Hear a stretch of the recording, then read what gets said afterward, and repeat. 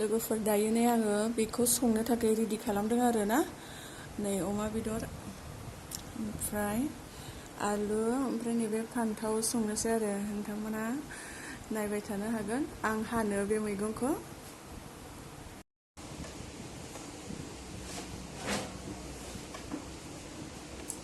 आं हानो लोगोफोर नैबे मैगंखौ आलुखौ लेबनोसै नै। आलु फान्थाव संनोसै लोगोफोर ओमफ्राय अमा बेदर भाजा।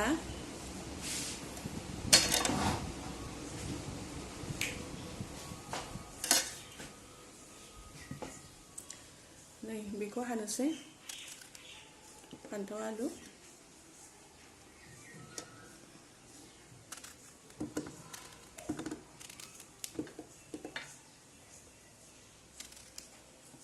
फान्थाव आलु संनोसै लोगोफोर बानलु गोसा सामब्राम गुफुर होनोसै।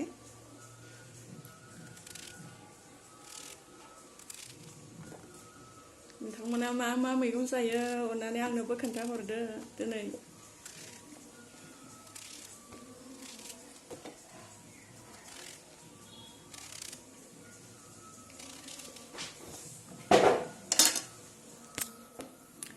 दायो नै बेखौ हाना लाजोबग्रोनोसै लोगोफोर ओमफ्राय दायो संनायखौ आङो खोन्थानोसै आरोना नोंथांमोनाहाय।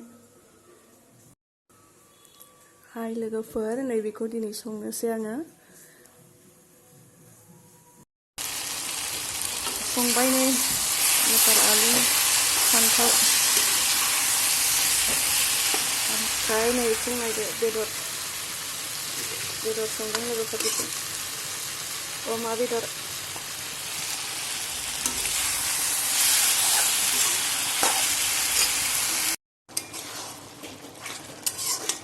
मोनबायनो लोगोफोर अमा बेदर मेवा संलायबाय नै ओमफ्राय नै बिथिं फान्थाव ओमफ्राय माबा आलु मोनबाय बेबो मोनबाय लोगोफोर दायो जानोसै र' एसे रानबावनांगौ होमबाबो मोनबाय आरो खांनोसै दसे थानानै।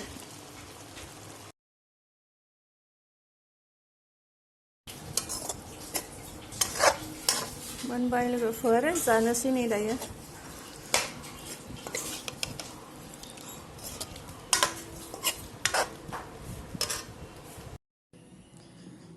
दायो नै बानलु गोरान मस्ला ओमफ्राय नैबे जाब्रांखौ देनानै लानोसै आरो नै ना लोगोफोर जाब्रां नै बेखौ होनोसै आरो ना जाब्रांखौ।